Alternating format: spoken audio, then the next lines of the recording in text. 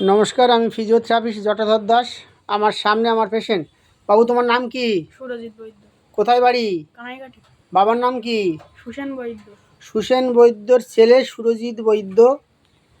ওর পড়ে যে elbow joint displace হয়ে গেছিল। বাবু, হাত সোজা করো, হাত সোজা করো। হাত সোজা করতে পারছে না, হাত সোজা করতে পারছে না তো? হ্যাঁ, না। না, হাত সোজা করতে পারছে না। হাতটা মুখে নিয়ে যাও, মুখে মুখে এইভাবে এইভাবে মুখে নিয়ে যাও।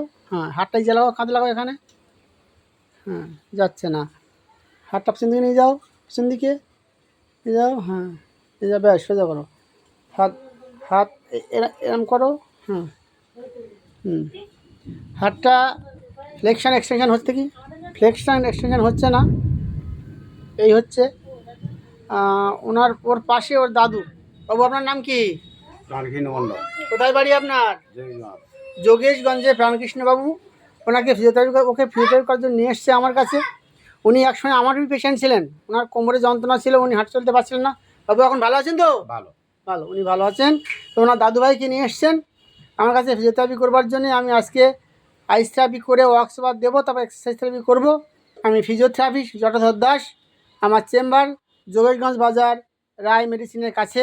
আমার ফোন নম্বর 9679696727।